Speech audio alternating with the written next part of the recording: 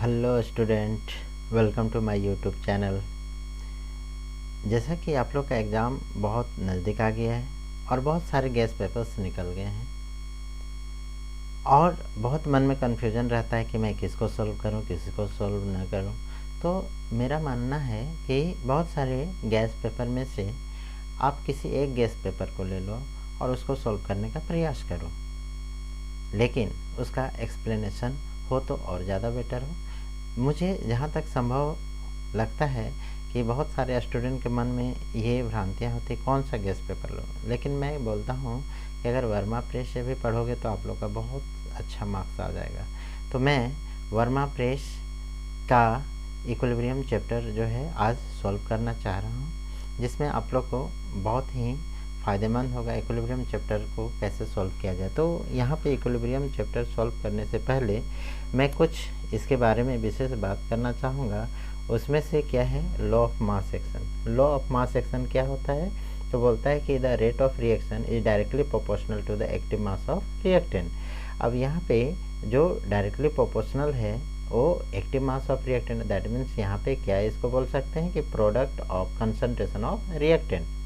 तो यहाँ पे इसको हम लोग ऐसे भी लिख सकते हैं कि rate of reaction is equal to K, और यहाँ पे के क्या है, ये डायरेक्टली प्रोपोर्शनलिटी कांस्टेंट बोलते हैं, और ये जो है कंसंट्रेशन को स्क्वायर ब्रैकेट से डिनोट करते हैं। सपोज करते हैं हम लोग का यहाँ पे कि ए और बी है, जो हम लोग का प्रोडक्ट बनाता है सी और डी। तो यहाँ पे ए और बी क्या है, ये ए और बी जो है हमारा ये रिएक्टेंट है। क्या है? रिएक्टेंट। अब यहाँ पे बोला जाएगा कि रेट ऑफ रिएक्शन जो है directly proportional concentration of A and concentration of B. तो इसी को हम लोग क्या लिख सकते हैं कि rate of reaction is equal to ये के और concentration of A and concentration of B, दोनों का प्रोडक्ट है। अब यहाँ पे विशेष बात करना है माय डियर स्टूडेंट कि ये जो है चूँकि इक्विलिब्रियम चैप्टर पर हैं, तो इक्विलिब्रियम चैप्टर में क्या हो जाएगा, तो यहाँ पे हम लोग क्या करते हैं कि ए प्लस बी, और यहाँ पे हम लोग क्या कर देते हैं, ये जो है ये इक्विलिब्रियम है और यहाँ पे क्या कर देते हैं सी और डी। तो यहाँ पे क्या हो जाएगा, ए और बी इसके लिए हम लोग का क्या होगा, फॉरवर्ड रिएक्शन, और सी और डी हम लोग का क्या हो जाएगा, बैकवर्ड रिएक्शन। चूँकि हम लोग का रेट ऑफ रिएक्शन है, रेट ऑफ रिएक्शन, तो रेट ऑफ रिएक्शन क्या बोलता है कि डायरेक्टली प्रोपोर्शनल क्या, एक्टिव मास ऑफ रिएक्टेंट। अब यहाँ पे ये रिएक्टेंट है तो यहाँ पे क्या हो जाएगा, ये concentration of A and concentration of क्या हो जाएगा, बी।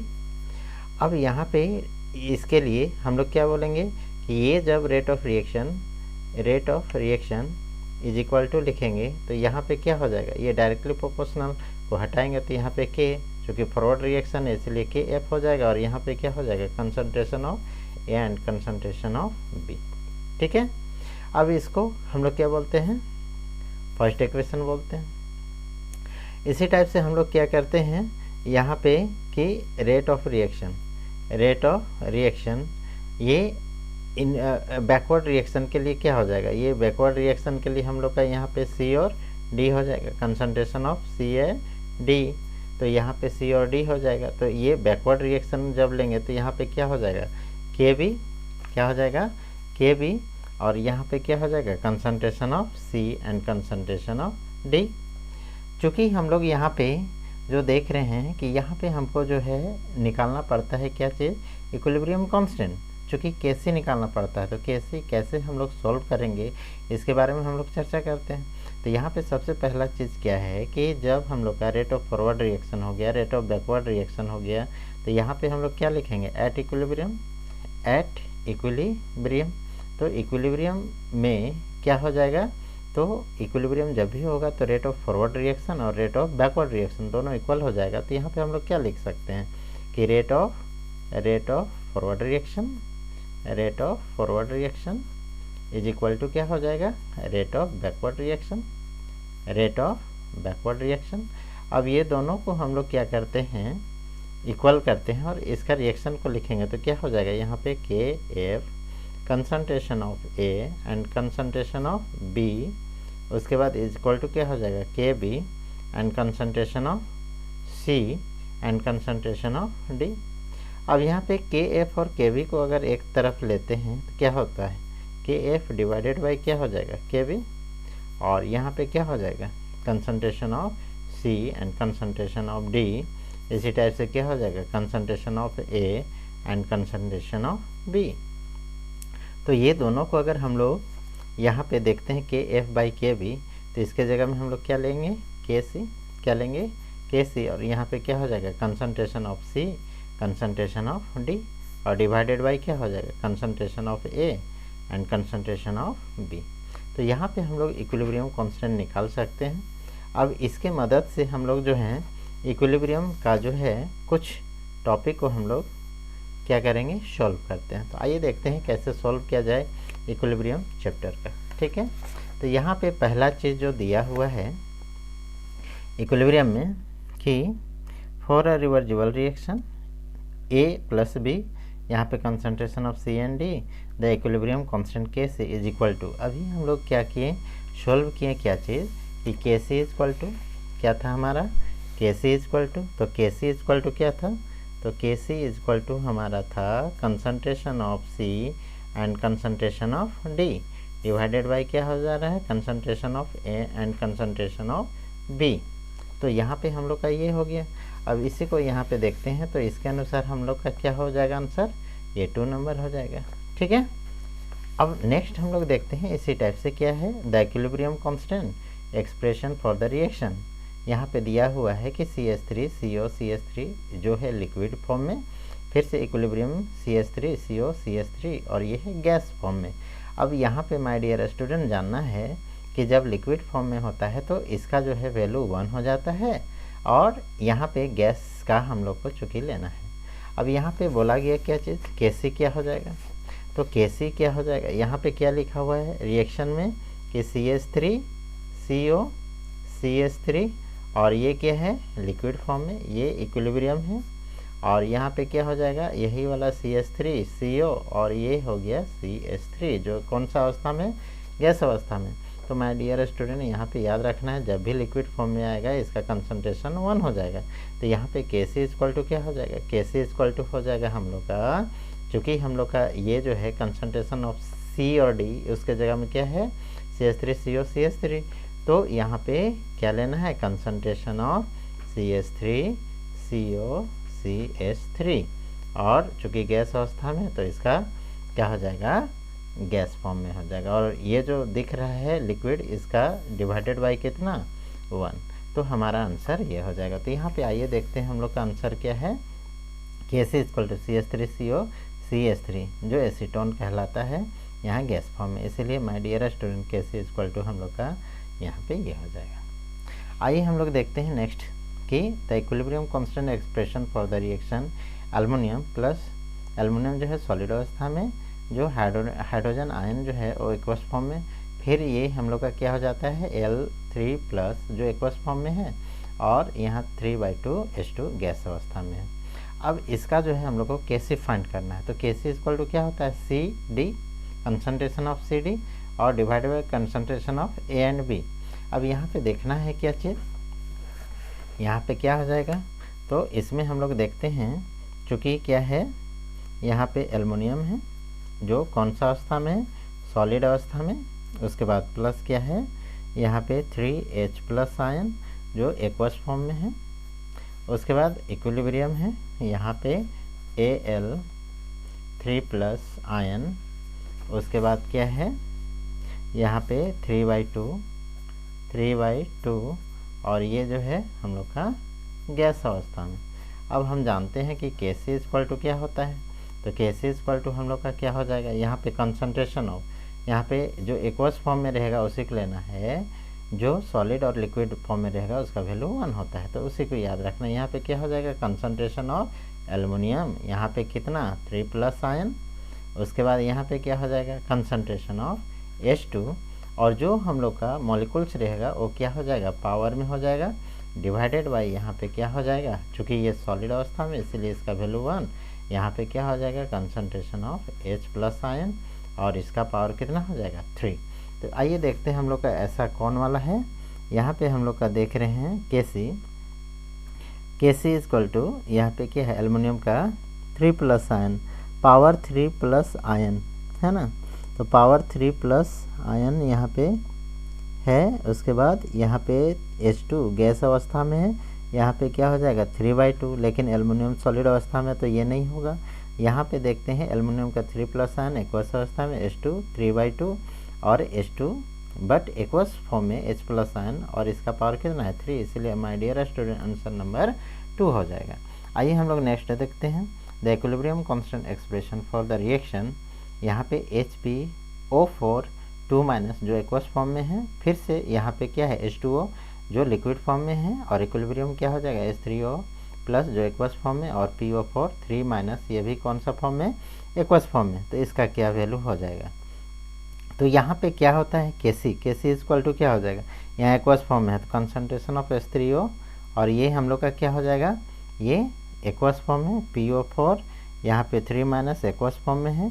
उसके बाद फिर से यहाँ पे डिवाइडेड बाय, इसका वैल्यू तो 1 हो जाएगा, यहाँ पे क्या हो जाएगा HPO4 2- तो H यहाँ पे एक्वस फॉर्म है, इसलिए माय डियर स्टूडेंट ये क्वेश्चन नंबर 4 का 1 ऑप्शन हो जाएगा। आगे देखते हैं फॉर द रिएक्शन। यहाँ पे क्या लिखा हुआ है CaCO3 जो सॉलिड अवस्था में है, उसके बाद यहाँ पे क्या है CaO जो सॉलिड अवस्था में, और CO2 गैस जो है गैस अवस्था में। अब सॉलिड और ये भी सॉलिड, तो इसका वैल्यू तो 1 हो जाएगा, सिंपल हम लोग समझ गए। तो यहाँ पे Kc इक्वल टू क्या हो जाएगा, Kc इक्वल टू यहाँ पे चूँकि क्या बोला गया है Kp फाइंड करना है, तो Kp इक्वल टू क्या हो जाएगा। अब जो जैसा हम लोग C जब रहता है कंसंट्रेशन, तो P फॉर क्या होता है प्रेशर, तो यहाँ पे हम लोग क्या लेते हैं P के C के जगह में P, तो यहाँ पे P लिख दिए। उसके बाद यहाँ पे क्या हो जाएगा P जो हम लोग क्या लेते हैं यहाँ पे प्रेशर, और यहाँ पे क्या हो जाएगा CO2 जो गैस अवस्था में है, इसलिए इसका आंसर क्या हो जाएगा यहाँ पे 2। आगे यहाँ पे देखते हैं my dear student species H+ ion. तो स्पेसीज H+ आयन को बनाने के लिए हम लोग को क्या करना होगा, सबसे पहले जानना होगा कि Lewis concept of acid and base क्या होता है। तो Lewis concept of acid and base क्या होता है, इसको हम लोग जानते हैं, समझते हैं। एक एक करके हम लोग अगर समझते चलेंगे तो हम लोग को ये जो है आंसर या फिर बनाने में आसानी होगा। तो माय डियर स्टूडेंट आगे देखते हैं हम लोग क्या चीज़, Lewis concept of acid and base, Lewis concept of acid and base. तो यहाँ पे हम लोग देखते हैं क्या चीज़, ये जो है Lewis concept of acid and base, जिसमें एसिड क्या होता है the species which can accept a pair of electron, जो एक्सेप्ट करेगा कौन पेयर ऑफ इलेक्ट्रॉन को, उसको हम लोग क्या बोलेंगे कि वो एसिड कहलाता है। और वैसा स्पेसीज जो डोनेट करेगा पेयर ऑफ इलेक्ट्रॉन, उसको हम लोग बेस बोलते हैं। तो यहाँ पे समझते हैं एसिड और बेस क्या होता है। यहाँ पे किसको एसिड एंड बेस एकदम आसानी से समझ में आएगा, किसको एसिड और किसको बेस बोलते हैं। तो यहाँ पे हम लोग बात करते हैं क्या चीज़, ये जो है N, यहाँ पे H, यहाँ पे H, यहाँ पे H, और यहाँ पे क्या है लोन पेयर ऑफ इलेक्ट्रॉन, और यहाँ पे हम लोग क्या करते हैं H+ आयन करते हैं, H+ आयन, ठीक है। तो यहाँ पे ये दोनों जब आपस में रिएक्शन करेगा तो यहाँ पे क्या हो जाएगा, ये लोन पेयर ऑफ इलेक्ट्रॉन जो है वो ये डोनेट करेगा, और किसको डोनेट करेगा H+ आयन को।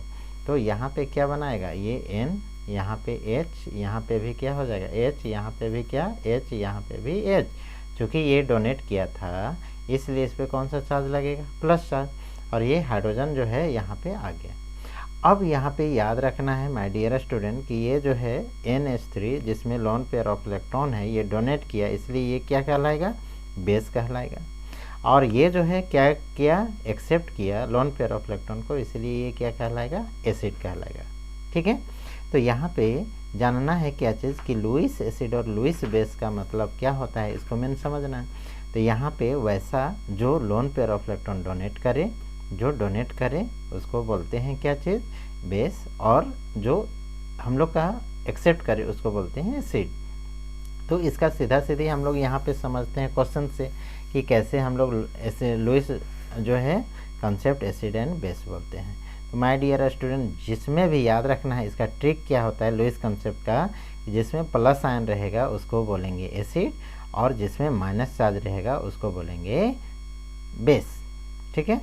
तो यहाँ पे क्या हो गया, प्लस का मतलब क्या हो गया, ये एक्सेप्ट कर सकता है, इसलिए ये क्या कहलाएगा लुईस एसिड। यहाँ पे OH- आयन है, और OH- आयन ये चूँकि इसमें इलेक्ट्रॉन है ऑलरेडी, तो इसलिए क्या कहलाएगा, ये लुईस बेस, है ना। तो यहाँ पे ऑप्शन नंबर 2 दोनों का हो गया। अब इसी टाइप से बहुत सारा क्वेश्चन जो है इसमें दिया हुआ है, इसको कैसे सॉल्व करेंगे इसको देखते हैं। क्या है यहाँ पे कि स्पेसिस, यहाँ पे F minus, species F minus क्या है, माइनस चार्ज आ गया, इसका मतलब क्या हो गया, यहाँ पे लुईस बेस हो गया, है ना। अब यहाँ पे स्पेसिस BCl3, अब यहाँ पे ना ही हम लोग का माइनस चार्ज है ना ही प्लस चार्ज है। अब इसको कैसे हम लोग लुईस एसिड और लुईस बेस में हम लोग समझेंगे, इसको देखते हैं। तो यहाँ पे हम लोग माय डियर स्टूडेंट करते क्या हैं कि ये जो है BCl3 का मतलब क्या, यहाँ पे बोरॉन जिसका एटॉमिक नंबर कितना होता है 5, यहाँ पे इसका इलेक्ट्रॉनिक कन्फिग्रेशन करेंगे तो ये क्या हो जाएगा 1s2 2s2 और 2p कितना हो जाएगा 1 हो जाएगा। अब यहाँ पे आउटर मोस्ट में कितना इलेक्ट्रॉन है तो 3 इलेक्ट्रॉन है, मतलब इसको अगर डिवाइड करेंगे तो कितना हो जाएगा, ये 2 और ये कितना में 3। अब यहाँ पे आउटर मोस्ट में जो है 3 इलेक्ट्रॉन है, इसलिए यहाँ बोरॉन के साथ कितने क्लोरीन, यहाँ पे 3 क्लोरीन आएगा और 3 क्लोरीन क्या करेगा, ये जो है ये बॉन्ड बनाएगा। अब 3 क्लोरीन बॉन्ड बनाया, यहाँ पे भी क्लोरीन बॉन्ड। अब यहाँ पे जो है ऑलरेडी इसका फुलफिल हो गया, अब ऑलरेडी फुलफिल हो गया, इसके पास एक भी एक्स्ट्रा इलेक्ट्रॉन नहीं बचा किसी को डोनेट करने के लिए, इसलिए ये क्या कहलाएगा माय डियर स्टूडेंट, लुईस क्या कहलाएगा, जिसके पास हम लोग जानते हैं कि इलेक्ट्रॉन की कमी होती है, मतलब प्लस चार्ज या फिर इलेक्ट्रॉन की कमी रही, उसको लुईस एसिड बोलते हैं। तो माय डियर स्टूडेंट BCl3 क्या कहलाएगा, ये लुईस एसिड कहलाएगा। तो यहाँ पे क्या बोलना है, BCl3 क्या कहलाएगा, लुईस एसिड, मतलब ऑप्शन नंबर क्या हो जाएगा 2 सही हो जाएगा। आगे हम लोग का which of following Lewis acid, यहाँ पे कौन है, तो यहाँ पे भी हम लोग का लोन पेयर ऑफ इलेक्ट्रॉन है, यहाँ भी लोन पेयर ऑफ इलेक्ट्रॉन है, लेकिन नाइट्रोजन पे लोन पेयर ऑफ इलेक्ट्रॉन नहीं है। क्यों, क्योंकि इसमें प्लस चार्ज आ गया माय डियर स्टूडेंट, इसमें प्लस चार्ज आ गया, इसलिए क्या कहलाएगा लुईस एसिड। आगे हम लोग देखते हैं इसी टाइप से कि compound that is not a Lewis acid, इसमें से कौन जो है लुईस एसिड, मतलब इसके पास जो है इलेक्ट्रॉन जितना चाहिए था उतना अगर है ना, उससे ज़्यादा है तो क्या कहलाएगा, वो लुईस एसिड नहीं कहलाएगा। तो BF4 है ना, चूँकि BF3 होता है बट BF4 है तो ये असंभव है। एल्युमिनियम क्लोराइड, यहाँ एल्युमिनियम में आउटर मोस्ट में कितना होता है 3 इलेक्ट्रॉन, बट यहाँ पे 3 इलेक्ट्रॉन के साथ 3 क्लोरीन कंबाइन है, मतलब जितना आउटर मोस्ट में इलेक्ट्रॉन है उतना ही यहाँ पे क्लोरीन है, ये भी क्या कहलाएगा लुईस एसिड कहलाएगा। यहाँ BCl3 बेरिलियम का कितना होता है 4, जिसमें आउटर मोस्ट में कितना होता है यहाँ पे 2 होता है और 2 क्लोरीन है, इसलिए ये भी कहलाएगा लुईस एसिड। बट SnCl4 ये कहलाएगा क्या चीज़ my dear student, Lewis base. तो यहाँ पे पूछा जा रहा है कि कौन लुईस एसिड नहीं है। Which of following are Lewis acid, इसमें कौन लुईस एसिड है, यहाँ पे फिर से आते हैं तो यहाँ BF हम लोग का क्या हो जाएगा 3, option number 2। Which of the following is Lewis base, मतलब यहाँ पे माइनस चार्ज किस में है, तो पहला ऑप्शन में है, इसलिए हम लोग का क्या कहलाएगा 1। In the given species which one is Lewis base, Lewis base हम लोग का कौन कहलाएगा। तो अभी हम लोग बात किए हैं लुईस बेस का मतलब क्या होता है, जिसमें लोन पेयर ऑफ इलेक्ट्रॉन है, तो लोन पेयर ऑफ इलेक्ट्रॉन किस में, ऑप्शन नंबर 4 में NH3। According to Lewis theory acid is, अभी बोले हैं कि एसिड किसको बोलते हैं लुईस थ्योरी के अनुसार, तो जो इलेक्ट्रॉन पेयर एक्सेप्टर होगा, तो इलेक्ट्रॉन पेयर एक्सेप्टर कौन है, तो ऑप्शन नंबर 4 में है। इसी टाइप से according to Lewis theory base किसको बोलेंगे, तो जो डोनेटर होगा, तो डोनेटर कौन है, तो यहाँ पे ऑप्शन नंबर क्या है इलेक्ट्रॉन पेयर डोनर, तो ऑप्शन नंबर क्या हो जाएगा 3। इस टाइप से माय डियर स्टूडेंट इसको हम लोग करते हैं। नेक्स्ट क्लास में हम लोग करेंगे कि कंजुगेट एसिड और कंजुगेट बेस क्या होता है। Thank you. अच्छा लगे तो आप लोग इस चैनल को सब्सक्राइब कीजिएगा, लाइक कीजिए।